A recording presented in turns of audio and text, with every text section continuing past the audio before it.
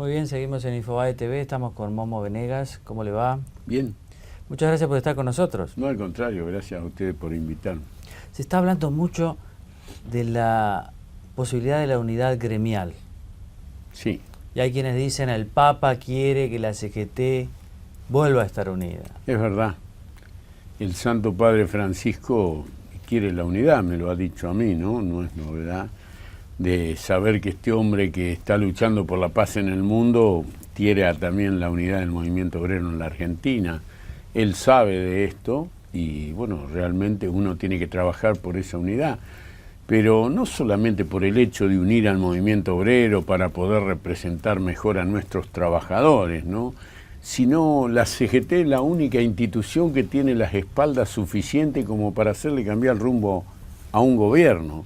Ya lo ha hecho en distintas etapas del país, lo hizo Rucci en el gobierno de Lanuse, lo hizo Saúl Usbaldini en la dictadura militar y después, posteriormente, en la democracia. O sea, lo que tenemos que tener es la seguridad y la convicción de que tenemos que unificar a la CGT para defender no solamente los intereses de los trabajadores, sino los intereses del país. Claro, efectivamente, Momo, la CGT en momentos muy difíciles del país pudo colaborar en una transición lo menos dolorosa posible y efectivamente da la sensación de que un movimiento obrero tan dividido en este momento no tiene la fortaleza para colaborar de ese modo. Ahora, hay aquí personalidades también que son difíciles, ¿no es cierto?, digamos, de colocar en un, digamos, más allá del interés del gobierno, que debe ser un movimiento obrero dividido, hay también algunos liderazgos un poco reacios a la unidad, ¿no? Básicamente Moyano, básicamente Luis Barrio Nuevo, ¿o no? Está Caló también, pero bueno, esto Caló, es lo que tenemos, por supuesto, también. Nosotros tenemos que saber que para defender a los trabajadores hoy que están suspendiendo, porque esto no es que los empresarios quieran suspender, es que acá la presión impositiva, la inflación es agobiante. Entonces, si no hay rentabilidad empresaria, no hay salarios dignos, no hay fuente de trabajo, y esto es lo que tenemos que entender. Entonces, ¿cómo podemos defender esto? Presionando al gobierno, pero presionándolo para bien, no para mal. Nosotros no somos destituyentes, nosotros somos gente de trabajo y gente que queremos lo mejor para el país. Yo recién vine del Congreso de Maizar y uno se queda asombrado de todo lo que puede hacer este país. Nosotros producimos alimento para 400 millones de habitantes y podríamos producir, qué sé yo, para 120.000 millones. Y la FAO es una de las instituciones que le pide a los presidentes de los países que incentiven la producción y acá no lo dejamos producir. Así es. Acá esto de cuidar los alimentos es una vergüenza. En un país que produce alimentos, estar cuidando los precios de los alimentos realmente es vergonzoso. Ahora, el gobierno va a hacer todo lo posible, como decía Silvia, para mantener dividido el movimiento obrero, hasta porque parece ser el salario es como un ancla ya de la inflación. Mantener bajos los salarios para que la inflación no se dispare más. ¿Y ustedes qué piensan hacer frente a eso? Bueno, si nosotros logramos la unidad, lo que pensamos hacer la unidad, está en nosotros tener la capacidad, ¿no es cierto?, de sacarnos todo lo que nos separa para aunar esfuerzos y juntarnos y tener una política seria, responsable y creíble desde la misma CGT, desde esta unidad. Bueno, nosotros creemos que, sinceramente, yo ahora tengo que discutir salario del peón general, seguramente voy a pedir un 40%, pero no porque sea ilógico el 40%, porque si estamos analizando que el transporte ha subido, qué sé yo, el 100% en estos últimos meses, la nafta el 30%, y vos decís, ¿qué tiene que ver en el campo el transporte? El transporte tiene que ver para todo. El transporte sube los precios, la inflación, y degrada el poder adquisitivo del salario. Si no hay poder adquisitivo, no funciona el mercado interno tampoco. Pero bueno, esto es un tema que tenemos que debatir en la CGT. Hay otra agenda pendiente, por ejemplo, el mínimo no imponible de ganancias. Total. Tal vez al gremio Guatre o al gremio, digamos, a los peones, sí, Por ahí menos en relación a los petroleros o incluso a los camioneros, porque obviamente el peón rural tiene casa, tiene comida, digamos, tiene otros sistemas. Pero afecta, porque nosotros tenemos en Córdoba, provincia de Santa Fe y provincia de Buenos Aires, que es el fuerte de almacenamiento de granos, trabajadores que están en la ciudad. Y trabajadores que ganan, qué sé yo, 13, 14, 15 mil pesos por mes, son afectados por el mínimo no imponible. Pero más allá de eso, acá el desequilibrio que hay es que un jubilado gane 2.750 pesos y que un funcionario gane 350.000. Entonces, la CGT esto es lo que tiene que hacer, buscar un punto de equilibrio. Yo creo que la CGT unificada tiene un poder para, no para ir en contra del gobierno, sino para hacerle ver al gobierno, que no estamos de acuerdo en muchísimas cosas de la que ha hecho, ¿no? Ahora, antes de eso, usted dijo ya que se viene un paro después del Mundial. Sí, seguramente. Nosotros, en el análisis gremial, no podemos hacer un paro en el Mundial, es como parar un fin de semana, por ejemplo.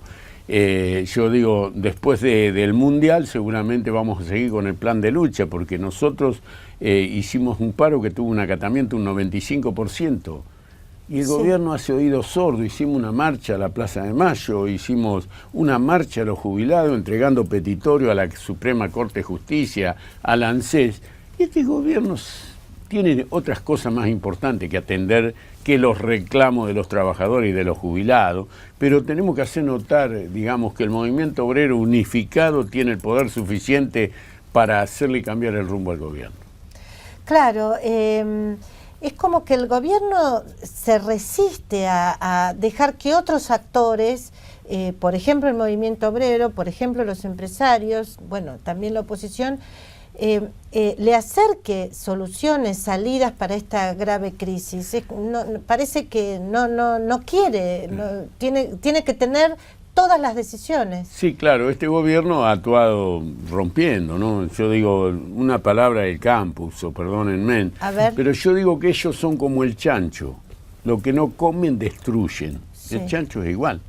Chancho es así, entra a una quinta, come un repollo y lo demás lo rompe todo. Ellos son así y ahora están destruyendo hasta todo lo que puedan destruir, porque ¿qué sentido tiene este gobierno inclusive para la corrupción? Si quisieran llevarse más, tendrían que dejar producir más. La verdad que yo no los entiendo, no los entiendo de ninguna manera, porque no es solamente lo que se han llevado, lo que tendrán que devolver, lo que tendrán que rendir ante la justicia, sino el daño que le han hecho al país. Porque acá hay 13 millones y medio de pobres fabricados por este gobierno. Hay 6 millones y medio de indigentes fabricados por este gobierno. Hay jubilados que no pueden comprarse sus medicamentos. Una década perdida, tal vez. En la indefensión total, totalmente. Hemos dilapidado una oportunidad histórica de sacar el país adelante. ¿Usted está de acuerdo, Momo, con, por ejemplo, esta propuesta de una CONADEP de la corrupción? Sí, total. Yo lo venía diciendo hace cuánto. A mí no me escuchaban porque a lo mejor no soy una caja resonante, pero yo hace años que vengo diciendo que hay que terminar con la corrupción, que no se puede utilizar la política como un negocio. Acá hay gente que quiere hacer política para hacer negocio y se tiene que terminar esto. Pero los argentinos tenemos que cambiar esto. Nosotros tenemos que saber que con nuestro voto podemos cambiar la realidad del país. Ahora, falta mucho para el cambio de gobierno, ¿no? Sería el 10 de diciembre del 2015. Y Cristina tiene muchos frentes abiertos. Sí, claro. Además, si se hace la unidad sindical, es difícil convencer a este gobierno de que cambie. Pero bueno, tendrá que cambiar, porque si no cambia, va a pagar los costos políticos el gobierno, ¿no? Bueno, a ellos no les interesa pagar los costos políticos, sin lugar a duda. Tenemos un vicepresidente que hoy está procesado y que creo que la presidenta, en los actos que ha hecho, ya tendría que haber mencionado que le va a pedir licencia y lo va a hacer poner a disposición de la justicia. Y no se ha escuchado en ningún momento. Y a Vudú lo puso la presidenta, no es que lo eligieron en un congreso, el consejo del partido, lo puso la presidenta, ¿sí? Y lo puso la presidenta representando al Frente para la Victoria, no al peronismo, porque acá lo que tenemos que diferenciar, el peronismo es otra cosa, no es el Frente para la Victoria. Ellos hicieron el Frente para la Victoria para destruir al peronismo y enfrentaron al peronismo. Enfrentaron al mismo poder que los puso en el gobierno. Entonces, esto lo tenemos que dejar en claro. El peronismo es otra cosa. El peronismo es un proyecto nacional. Nosotros queremos un gobierno que venga con un proyecto de país, no que venga con la guitarra y se vayan con la valija. Ahora, está bien, ahora enseguida hablamos del peronismo que es, porque es una incógnita para muchos. Pero usted cree, el caso Vudú, ¿usted cree que si se comprueba lo que el juez dice que puede haber sucedido, que es coimas para Ariel obtener... dijo, sí. lo da por hecho. Sí, sí. Lo da por hecho, pero hay que probarlo todavía. Yo garantizaría lo que dice el juez Lijo. Yo digo, la justicia tiene que hacer justicia. Pero falta el juicio y demás. ¿Pero usted cree que se acaba ahí el tema o que él obró por obra por orden cuenta de y la orden presidenta? No obró seguramente. Él es uno de los que realmente, uno de los funcionarios de la corrupción, ¿no? O sea, que termina más en Cristina. Sí, total. Yo creo que esto tiene que llegar hasta Cristina, que es la presidenta de la Nación, la que lo puso a él, y que lo puso a sabienda de que ya venía con un mandato anterior, ¿no? Un mandato de quedarse con chicones y de muchas cosas, bueno, que están en las causas. Bien, y con respecto a qué es el peronismo, usted el martes 1 de julio, cuando se cumplieron 40 años de la muerte de Perón, usted organizó un acto en las 62 organizaciones peronistas, invitó a radicales, estuvo Sanz. Al final, ¿qué es el peronismo? Bueno, el peronismo es un sentimiento. Yo soy peronista porque yo, cuando era una criatura, iba a la escuela con el lápiz y el cuaderno en la mano. De 24 alumnos, iban 8 o 10 con guardapolvos almidonado, carteras de cuero, los libros que necesitaban. Íbamos 18 o 16 alumnos con las zapatillas rotas, el cuaderno y el lápiz en la mano. Y después vino la Fundación Eva Perón y nos dio guardapolvos, zapatos, cartera. Después no se sabía cuál era el rico y cuál era el pobre. Los conocían a lo mejor por las uñas negras, porque estábamos en la tierra y ellos estaban en el cerámico. Pero realmente eso es una revolución social que hizo. Y lo más grande que hizo Perón fue que un trabajador con el poder adquisitivo de su salario pudiera sustentar a su familia, mandar sus hijos a la escuela, terminaba mandándolos a la universidad y se recibían de médico, abogados, ingeniero con el poder adquisitivo de un salario. Eso es lo que logró el general Perón. Cuando hablaban del fiti-fiti, era que nosotros nos llevábamos el 50% de la renta, ¿sí? Entonces, con eso logró hacer una estabilidad social y poner un mercado interno en marcha y un país en marcha. Yo recién acabo de estar en Maizar, en el Congreso Maizar, y uno se queda con la boca abierta viendo los avances tecnológicos que ha habido en la biotecnología, en la producción. Pero si acá pudiéramos producir, no tendríamos transporte.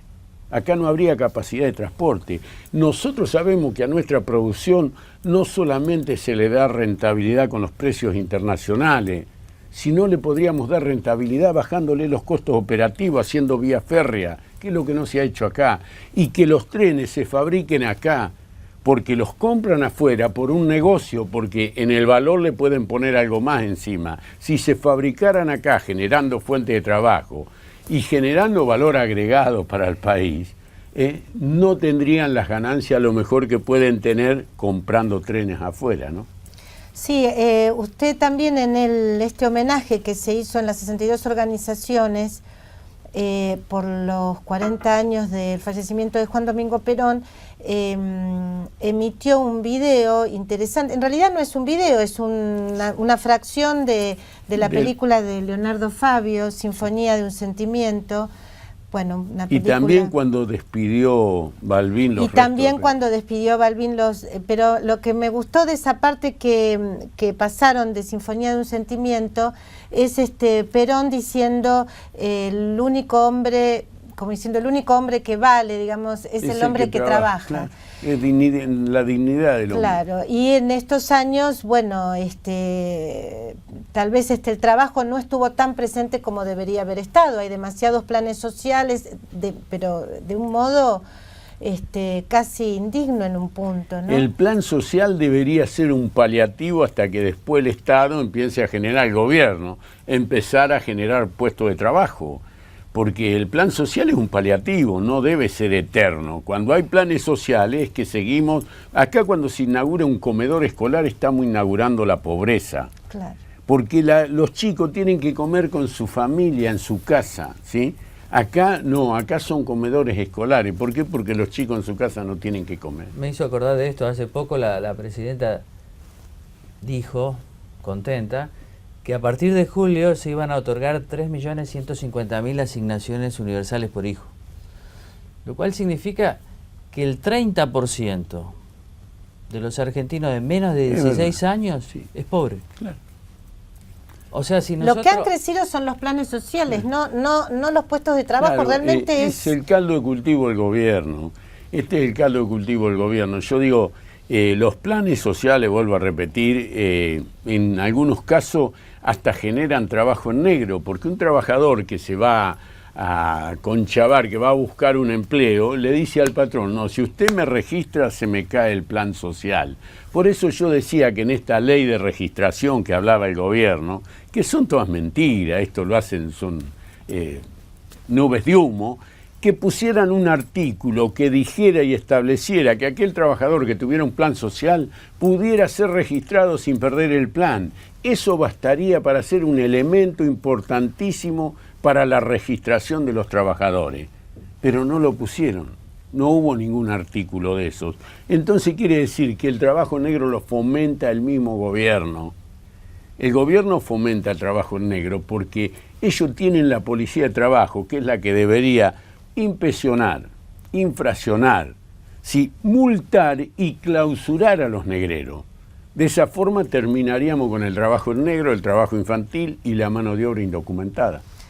Otra cosa importante en este homenaje a Perón es la presencia del presidente de la UCR, Ernesto Sanz, de lo cual hablaste. O sea, se recuerda esa despedida de Ricardo Balbín, histórica, pero bueno, eso no quedó ahí solamente, sino que estuvo allí en las 62 organizaciones Ernesto Sanz, candidato por otra parte de la UCR, de UNEN a la presidencia. Es histórico, no sé si alguna vez sí, claro, un dirigente radical tan importante estuvo en la sede de las 62 organizaciones peronistas. Sí, nosotros hace, qué sé yo, un año atrás, creo que 2 años atrás, con Barletta, que era presidente de la Unión Cívica Radical, también fuimos a la casa de Gaspar Campo, ¿no?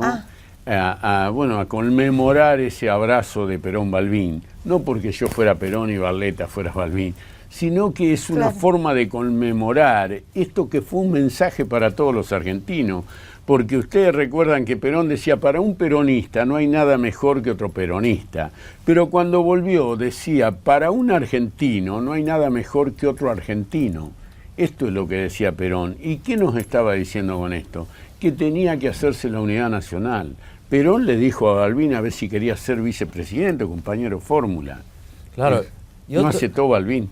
No aceptó Balbín. Y otra cosa, este homenaje, hacerlo en la 62, se le ocurrió a Rosendo Fraga, que sí, no es ni peronista ni radical. Es verdad, es verdad. Y estuvo Rosendo Fraga, estuvo hablando Jorge Castro, y bueno, Sáenz, y bueno, después habló Nélida de Miguel, que anoche también estuvo en Intratable y que se copó el programa, y también estuvo Oraldo Brito, un legislador que estuvo 18 años en la legislatura y que fue el que paraba muchas veces las arremetidas de la democracia en contra del movimiento obrero, porque sacarle, digamos, protección, leyes al movimiento obrero es ir en contra de los trabajadores, y Oraldo fue uno de los responsables del aborto, de la ley Mucci. Así es. Claro, él, Saúl Usbaldini, bueno, con el voto de Zapac. Así es. Claro, aparece como en el peronismo un dilema, ¿no? ¿Dónde apoyarlo al peronismo? Si apoyarlo en los pobres, desorganizados, o en los obreros y en los sindicatos.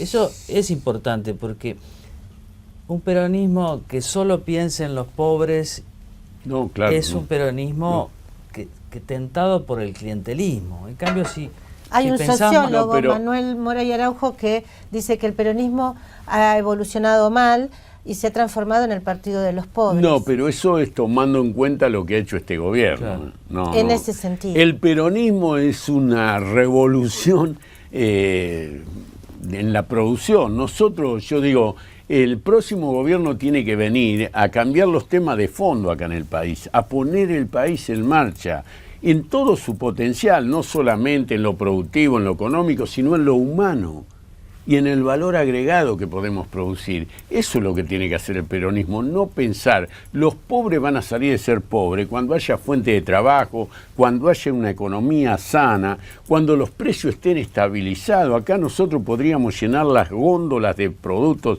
alimenticios y que compitan a la baja, no a la suba. Pero para eso tenemos que tener una consigna que sea producir, producir y producir. Este gobierno debería parar la maquinita de producir billetes para poner la máquina de producir alimentos en marcha. Claro. Momo, mi última pregunta, por lo menos lo tenemos que despedir. Arrancó Ceferino preguntándole por la unidad de la CGT. Parece que está más cerca que antes. ¿Usted tiene ganas? ¿Le gustaría ser el secretario general de la CGT unificada? No, yo sería lo que tenga que ser, ¿no? Lo que sí voy a hacer una prenda de unidad, voy a seguir trabajando por la unidad como venimos haciéndolo muchos dirigentes desde el movimiento obrero. Yo creo que realmente uno tiene que trabajar por ese objetivo que es la unidad, porque en la unidad, ¿qué vamos a salvar? La institución. Y salvando las instituciones, General Perón decía, los hombres pasan y las instituciones quedan. Este gobierno ha pasado y no ha dejado ninguna institución en pie.